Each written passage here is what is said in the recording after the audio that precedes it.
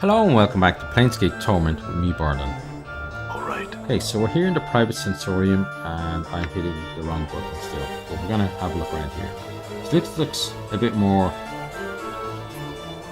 promising because there's named people in here. Let's see what this is about. Take me to the... Okay, oh, here it is. The inscription around the base of this sentry stone indicates that it holds the experience. Week-long hunting trek across the forest of Arborea. Okay, let's begin the sensation. You're standing in a circle of white tents deep in the woods somewhere. The trees around you are by far the largest you've ever seen. Suddenly, though, there's an odd prickling sensation at the back of your skull. Let's continue the experience. Your surroundings melt into a colourless smear, then slowly resolve into what looks like the interior of a large grey sphere. Across from you stands a figure almost identical to yourself. His eyes flash in the half-darkness. A mad smile splits his features. I knew you would come. Greetings. Oh, greetings, greetings. So good to see you, he sneers. I bid your murderous tongue be silent. That's right, murderous. You pretend innocence? Your pretend innocence is laughable. Who are you? Oh, don't you know? Didn't all those filthy, lying, try-to-be-damned journals tell you who I am? Those journals that were so conveniently left for me when I awoke. Those journals that call me an incarnation. Ha! Burn them all. Burn them all, I did. All that I found. What did they say exactly? They spoke lies, lies, lies, and nothing more. Filth about a man who forgets himself. Other incarnations of preserving their experiences and writings so later lives could benefit. Thieves. It's my life, mine. You all want to steal my body and you won't have it. So you're one of my earlier incarnations. He crosses his arms and looks away. If you'd put stock in such trash, yes. What did those lying journals say? Okay, we already did that one. Okay. Who am I? Oh, this? He gestures around him, snickering. Just a little trap is all. I realize that killing you, body thieves, might not be enough. I might have to trap you and snare you for eternity. You may have realized by now that there's no way out of this sentry stone. Your mind is locked here. You'll note the rather sparse surroundings I've left for you. All to help the madness setting good and quick while your flesh rots away. He chuckles evilly. Let's try and end the experience. You try and escape the experience, but nothing comes of it. Your earlier incarnation doubles over in mocking laughter. Surrender!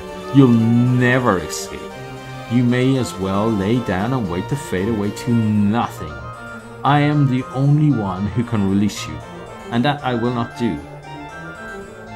Wait, but I am you. That means I can release myself.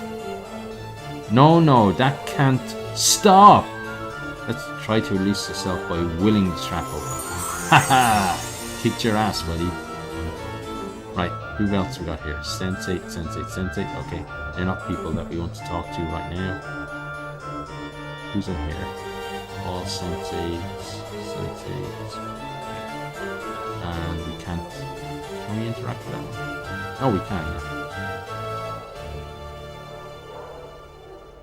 This sickly green stone is securely fastened to the pedestal. It rests upon the inscription beneath it reads, The Messenger. Let's begin the sensation. As you touch the stone, its green exterior sharpens, clashing its brightness becomes more than you can bear. So much so, you close your eyes to shut it out. Let's close our eyes, submerge into the experience. As you close your eyes, you feel the skin along your arms become numb, as if all sensations being bled from them. Tired, so tired, you try and blink, yet the darkness remains. Your lids feel soft and sluggish, unresponsive. You are sitting on what feels to be a dirt floor, and around you is the smell of coppery blood and herbs. Why are you here? You came here to... what? Your memory fails you, but you feel a growing panic begin to well up within you. Let's try and get our bearings. Ah! Awake now, are you? A questioning all done?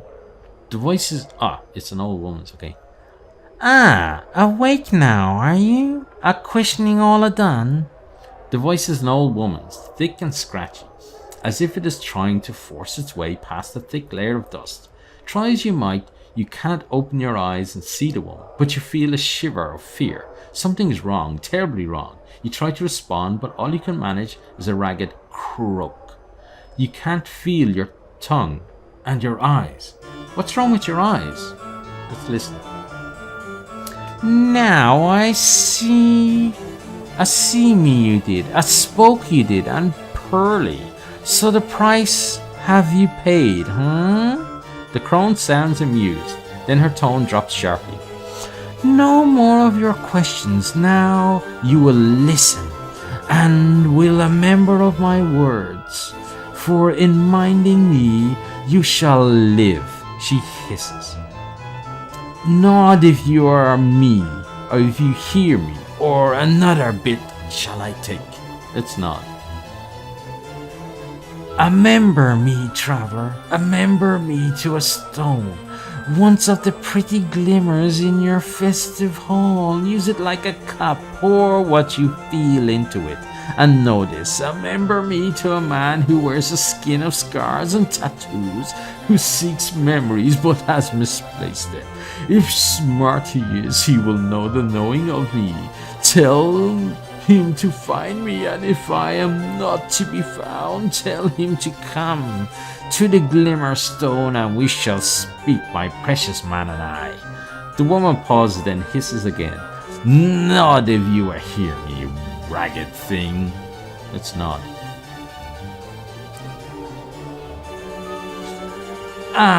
Pretty polite to listen so long. When he comes to the Glimmerstone, tell the man to speak my name, and your pain shall not have been in vain. The crone's voice trails off, as if distracted. You try to speak again, but there is only a sick gurgling noise. What happened? Who is this person? Why are you... And you begin to feel yourself slip into unconsciousness.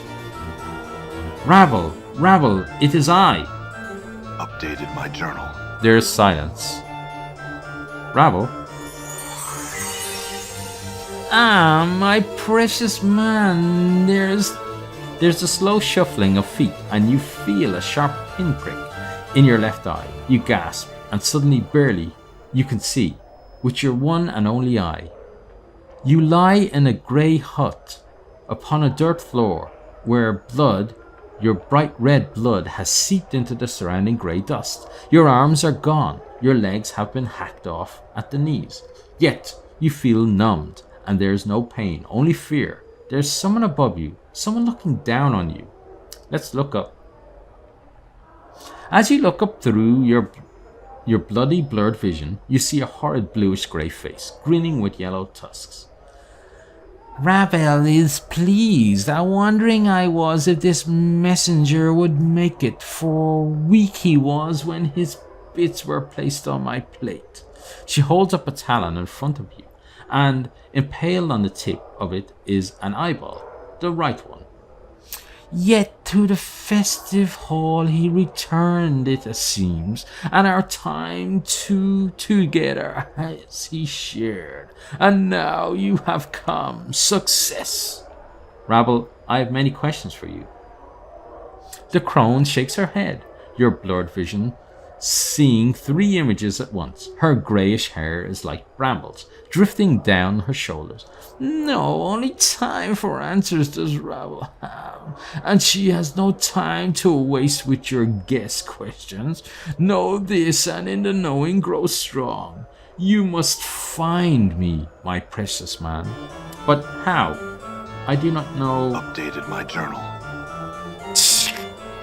I am beyond knowing in a lady's place now. Shh, and I listen to Rabble, for there is much you must do. To find me, of three things must you do. Find the door, know the key, and then unlock the key. Door? The door is not the finishing thing, at least when I last gazed upon it. But in the passing of time, perhaps now, well wrought it is. Go to the place of forges and steels. Perhaps there you will find a door that takes one to me. What is the key you speak of? To know of the key, speak to one of the knowing ones. Many there are in the festive hall, many, yet only one there who knows the knowing of what the key is that you need. Loosen his tongue and many secrets shall spill forth. What door do you speak of? Oh, we already did that. When you say unlock the key, what do you mean? And knowing the key is not enough, so Ravel thinks knowing it and unlocking it, two tasks that must be joined, for at times a thing knows not its nature, but you are no stranger to that. Ravel cackles, a long hideous cry that fills your ears with pain. Ravel, how am I talking to you if this is someone else's experience?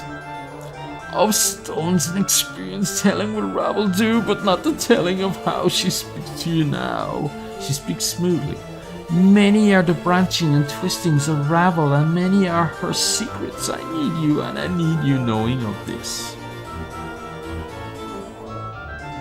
Okay, farewell, Ravel. Return, I will give what help I can. Ravel gives a final smile, a horrible yellow-fanged grin, a blackish tongue darts from her lips and lingers at the edge of teasing. But in the end, only the one question remains. What do you mean, Ravel? Only one question, this I ask. Ravel's eyes blaze like fires, the red light turning her face blood red. What can change the nature of a man? At the question, you feel a tremor pass through you like thunder, and you feel yourself burn. Let the experience go. Your vision clears until you're standing once again before the hideously green stone. It looks different than before, more horrid somehow. Let's try and shake off the experience and leave.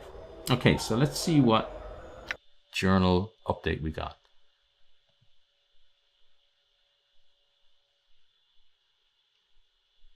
Okay, so we didn't get anything for that. Or that. Which one did we get then? That must be this one.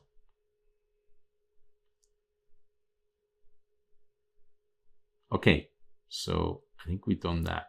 Now, let's venture on. So that was nice. That was I'm glad to be back doing my crap voices and stuff. I enjoy it at least. This older man is chewing on something, muttering softly to himself. After a moment, there is a crack as he crunches down on the object in his mouth, then swallows it. His bushy, brassy, white eyebrows furrow for a moment, rise and then furrow again. Greetings. Without so much as looking at you, the man reaches into his tunic, pulls out a puce-coloured ball, regards it curiously for a moment, then pops it into his mouth. I said, greetings. The man frowns and waves you away, then nods to himself thoughtfully as he savours the flavour of whatever he's put into his mouth. I've got some questions. The man smirks, bites his thumb at you, then abruptly pauses. His cheeks swell, and with a violent gag, he spits up a large black fly, which begins to buzz around the chamber. Minosaurian candies be damned, he cries. Shaking his fists at the insect, he whirls on you. What? I have questions about you. He pops a small red candy into his mouth. Do you always trapeze about molesting person mages with your ignorant prattle?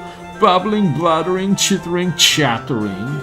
The man shoots from his mouth on chattering, flying in a high arc to land on the floor with a wet plip. He stares at it sadly.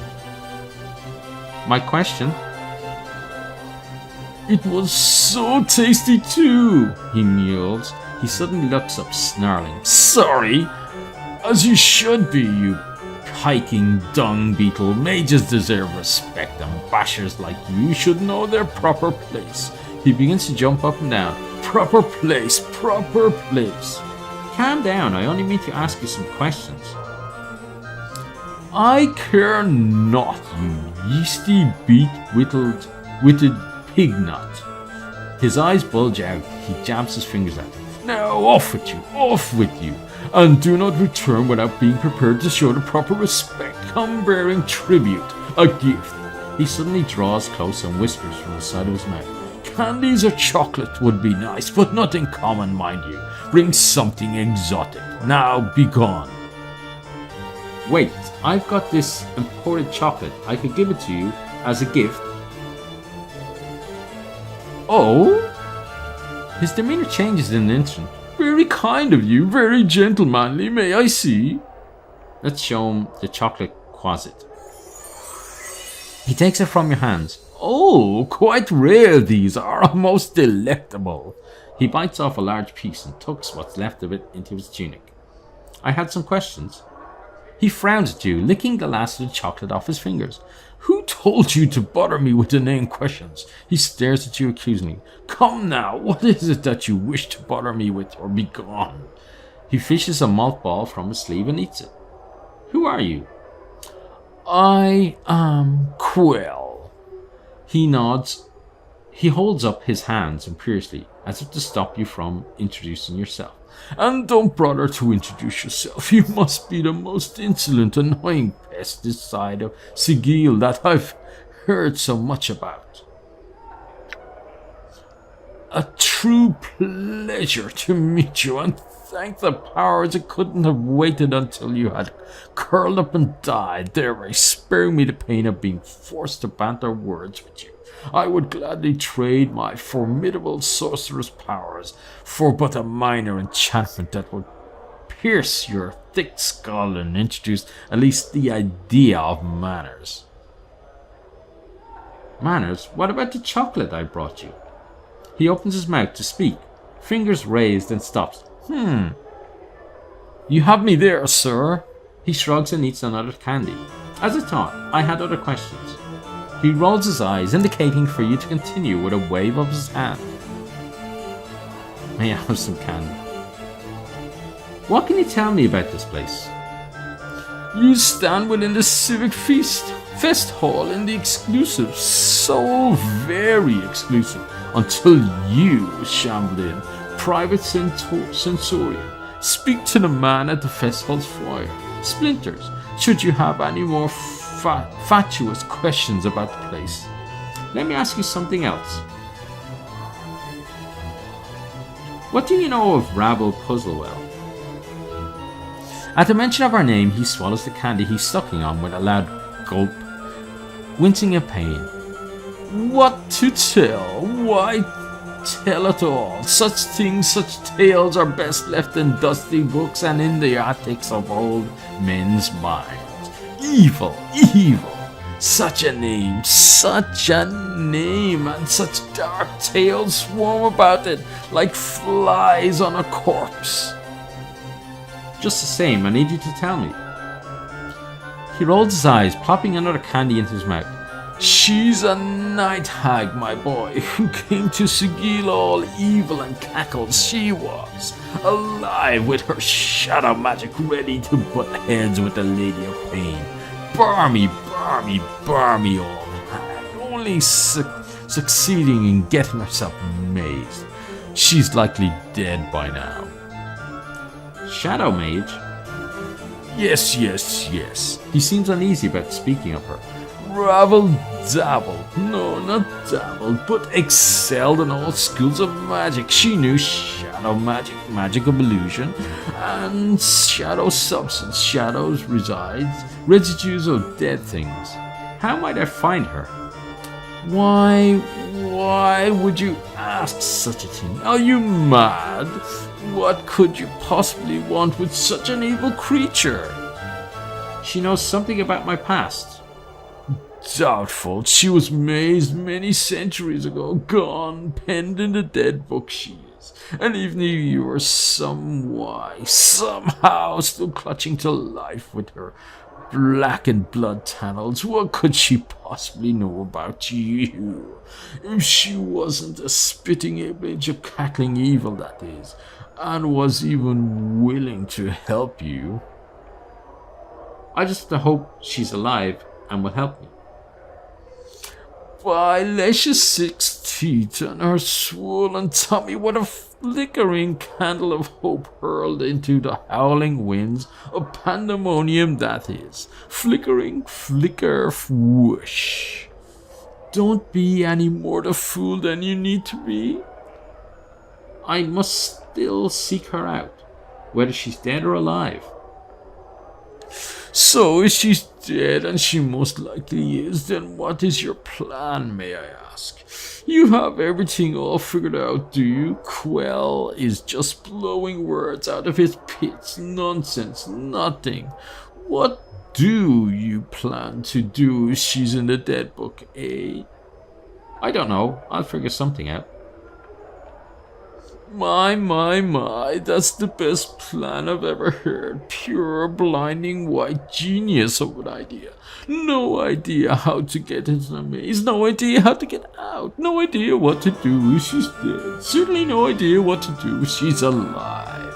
I might as well be talking to a lemur for all the balmy foolishness you're spouting out.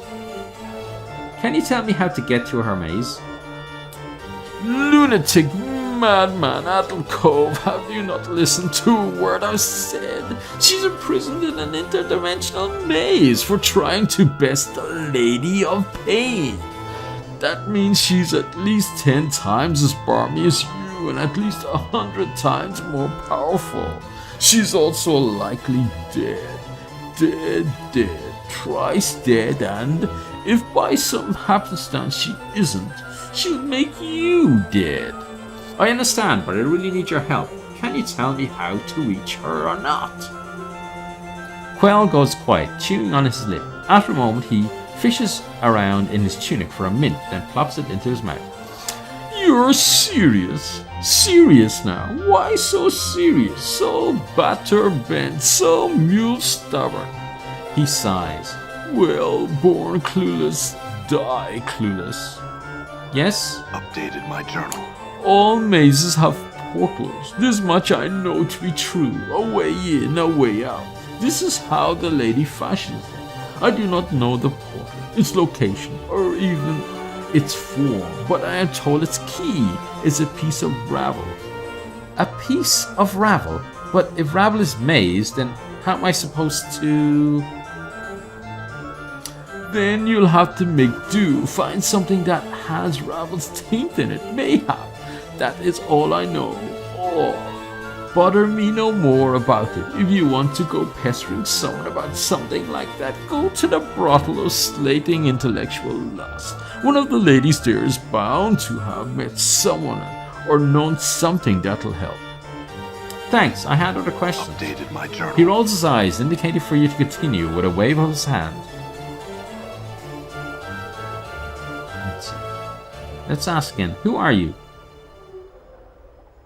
Okay, that's the same as he said before. Okay, that's all I wish to know. Farewell. Okay, so that was pretty informative. Now, let's head in here. And then let's check this one. The base of this aquatic blue stone has been sculpted so it appears to have melted into the pedestal it rests upon.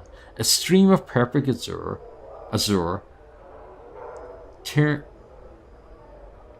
tears drip down the sides, framing the inscriptions beneath the pedestal. Longing. Let's begin the sensation. As you place your hands upon the stone, its surface ripples beneath your touch. A chill washes over your arms, like plunging your hands into a mountain stream. Let's close our eyes, submerge into the experience. As you close your eyes, you blink and reopen them. Your eyes are brimming with tears, and you are overcome with a terrible sensation of drowning. As the sensation rolls through you, there is a stirring in your breast, a hunger, poisonous like a serpent, biting into your heart, until you feel as if your breast will explode. You want desperately to steady yourself, focus, but all that comes to your eyes is tears. Let's wipe away our tears. You raise your hand to wipe away your tears. Your hands are soft, delicate, woman's hands. They brush the stray tears from your cheek and you cup them into your hands, each of the tears like jewels shimmering in the light. Let's turn to examine the lights. The lights are cast by candle globes that drift through your sanctuary. You have come to this place to gather your thoughts, to reflect on the past with an eye towards the future, to cleanse the mind before the coming journey. Yet, you cannot concentrate. Your thoughts remain in the present, trapped there by the terrible feeling that rides in your breast. What did he mean? Close your eyes and sigh. You close your eyes, but his words echo in your mind 100, 1,000 times. Will he ever return? The sound is a whisper, an echo. Only you, only you. Yet, you hesitated. At the brink of time's door, and he must have thought you afraid to go. But you were not. You were afraid to stay, and the fear, the serpent rides in your breast again, its fangs biting at your heart, filling it to bursting with its poison. The tears come again, running down your cheeks and streams, his words echoing. Echo, only you, only you. Your eyes snap open. It is his voice. You whirl and you gasp. He stands, powerful in the shadows, and he strides into the light of the drifting candle globes. And you feel the serpent riding and dying. He returned. His face stern, but somewhere in those features you can almost see his pleasure at seeing you. After all, he returned for you. Only you can help me, Deonara, but it was wrong for me to ask you for your help. You speak, Deonara, yet you, it is you, grey-skinned like a statue, striding from the light. Are you that scarred? Your body looks like it has been bathed in knife blades, the wounds, the tattoos, horrible, yet you see through Deonara's eyes, and she sees. How can she see you in such a way? She puts a cloak over your features. She seems to see you in such a light, such terrible longing light. For she, how can she feel such? Try to refocus, brace yourself, hold on to the experience. You feel your vision tearing, doubling until you are that man striding from the light. It is you, but not you. You feel yourself being torn. It is Deonara's experience, but at the same time, it's also yours. And you, what? I ask too much of you to accompany me, Deonara. I have no right to place you in such danger for my sake. It is your words, but they are a surgeon's words, chosen with cold skill, without a trace of emotion. With every word, you feel yourself sneering inside, knowing what the stricken girl will see next through her longing-stained eyes. And who are you, that person, the man twisting her with your words, not knowing how powerful they are to her, like bolts from a ballista, piercing her breast, yet she sees only relief at your return. How? How can she feel and not know you mean to? I've come to ask your forgiveness, Deonara. I shall return to you as soon as I am able. Your vision tears again, doubling and bleeding, until you are facing yourself again, trying desperately to speak, to warn Deonara that this is not a man, but a creature that kills for his own needs. He doesn't care about you, Deonara. You are a tool to him, a tool he needs to. Deonara speaks, and you can't stop her. It's Echo. I have placed myself in 1,000 dangers, embrace eternity for you, my love. I am not afraid. Listen to me.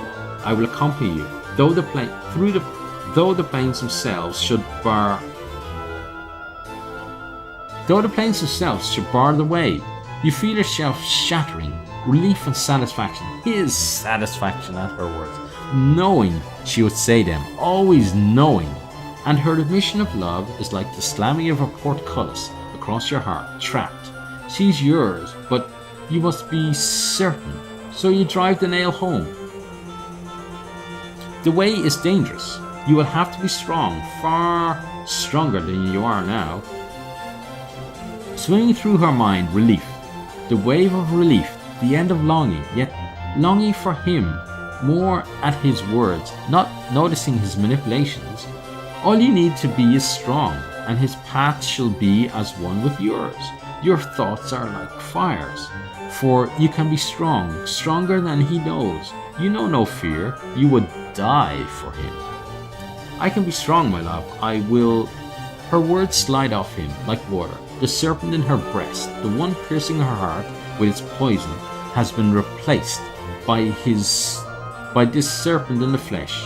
She sees nothing of this, and his next words are planned carefully, so carefully. I can't say if we'll succeed, Deonara, but I'll do my best to protect you, and I will expect nothing less of the same from you. You may be required to make some sacrifices. At that final terrible word, you feel yourself being torn apart. He means her harm. He means you harm, for you are her, and he means to hurt her. Yet you need her to be harmed, and you want to scream at her that she is in danger. Run, Deonara, for his eyes unmake all things, and of course, my love, life is sacrifice. This I have learned. You, she, her, you speak the words, and in it you feel yourself dying inside. You are a spectator. You have watched a woman die, for the words are a death sentence, yet still she speaks, unheeding, uncaring. I left a legacy in my father's keeping, my love. Ask for the 6th, the 3rd, the K and the S. In it, I bequeath everything to you. It's not much, but with it I left. Updated my journal. You, him, a wave of irritation washes over you. You clench your teeth to prevent the irritation from crossing your features. Must she always continue to prattle, even when you do not prompt her? Must she? But no, keep the irritation inside, only a trace slips out. Come now, I cannot die, Deonara. There's no need for such foolishness. She is overcome with fear that revolts you, and the fear wells up inside her. You as you, watch him frown, and you hasten to correct him. He must know the reasons and know the wisdom behind them, so he is impressed with your planning. Speak before he turns away. I know I often act foolishly, my love, but you said yourself that you can forget things if you're badly hurt. There are things in the legacy that could help you remember such. Should you forget yourself? Updated my journal. You coldly regard her through your eyes, tracing your gaze along her furrowed brow, wrinkled with worry, desperation. She has acted as you expected, yet there is something in what she says. Perhaps, yet I hope nothing in this legacy is of value. I do not want you to leave anything here in some safe that could be of some use on your journey. Her illusion is shattered just for a moment. You watch, silent, as the emotion falls to the ground, splintering like a silvered glass. Of some use? Such a casual statement, yet even Deonara sees, and you hope, just for a moment, you hope that she sees him for what he is, the serpent. And your hope dies as in Deonara's eyes, the emotion is rebuilt, the slivers being drawn from the ground, the illusion rebuilt, but the slight sliver of pain remains. He thinks you have done something foolish, yet you did it for him. You must make amends, but how? You must convince him the legacy is unimportant, but it isn't. It isn't. It's everything. The legacy, my love, it just has a few things to help you remember. The side of words falls on Deonara so quickly, so sharp, you cannot follow its arcing path. A legacy, the things you do, Deonara, such romantic gestures. No matter. No, you, Deonara. You've driven him away again, like you did the night before. You feel the serpent stirring again, reborn, curling around your heart. There is the softest of hisses, yet he does not hear. Would you wish to leave a legacy, my love, for yourself, or for anyone you would want to? It might help you remember if you left something for yourself, or for the ones you loved.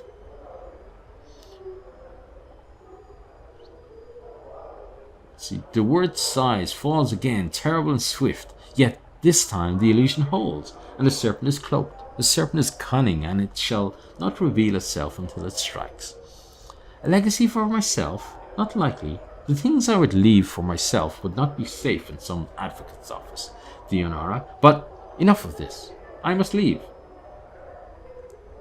He is leaving. You must make him remain. And the experience swirls around you. Terrible. The spiraling towards the final scene. The question she wants to ask. Don't ask it, Dionara. Don't ask it. Be silent. Be silent. My love, before you go, his anger, his irritation. What now, girl? What now, you mewling banshee? Before I go, it looks like I'm in no danger of that. Come, Dionara. Can't these questions wait for the morn? There is much. She is desperate, drowning. Say it, say it, say it. And you, speak it. Do you want me to come with you, my love? The rush of emotion dies in your mind. This is the end. The words you are about to speak are true, but the truth is not the truth she sees. There are no lies, only cold calculations. Of course, he wants you to come with him, Dionara. You understand it clearly, too clearly. He has invested too much in the Pearl Girl to let her go. Of course, Dionara, I would not have asked you to come with me if I did not want your company. You know how I feel about you. There's cold silence in his mind, then a hissing of a thought, a response, sharp and deadly, like a dagger blade. The lie comes swiftly, unburdened by emotion. I love you, Dionara. What a dick we used to be, eh? And you want to scream as you feel the lie wash over her like a radiance, but it is a shadow of truth, a serpent's kiss, and he means you harm, and she can't see you want to call out, but she is crying with joy, even as cry with joy, with frustration, with joy, with despair. The emotion washes over you, like you're drowning, and you need to speak, you long to speak, but you cannot, and let's tear ourselves away from the experience. And you scream as you tear your hands from the stone, bloody tears rushing from your eyes, running in streams down your arms, your hands to coat the stone. Blood, her blood, and you can't warn her, you can't stop crying. Anna is watching you, terrified. She looks like she wants to step forward, help, but she's paralyzed. Yeah, are you alright? Yes, I just need a moment. Anna is silent, staring at you, hypnotized. Your blood drips upon the floor, each tear splattering like a crimson circle as it strikes the flagstone of sensation. What did you see? What did you see in that fiend stone? Longing. Anna frowns, confused, and stares daggers at the sensory stone as if she's thinking about shattering it. I'm longing to break that stone, I am, to tear you up so. No, I just need a moment, Anna. I'll be fine. As much as you want to hurl the memory of the experience from you, you hold it fast because you know it's important to remember it. It was you in that experience. It was Dionara's experience, but because it was you, your memories flooded you. You could feel both sides at once. Who were you? Who was that shade of you? Let's turn from the stone and leave. That was really good. I really enjoyed that, I have to say. I hope you enjoyed it too, and I hope you enjoyed the episode because we're out of time for this particular one. But as always, if you have enjoyed it, please consider hitting that like button, sharing with your friends or on your favorite social media, and I really do hope to see all of you next time. Goodbye. Thanks for watching this video. I hope you enjoyed it. If you did, maybe you'll hit the subscribe button there on the right and check out some other videos here on the left.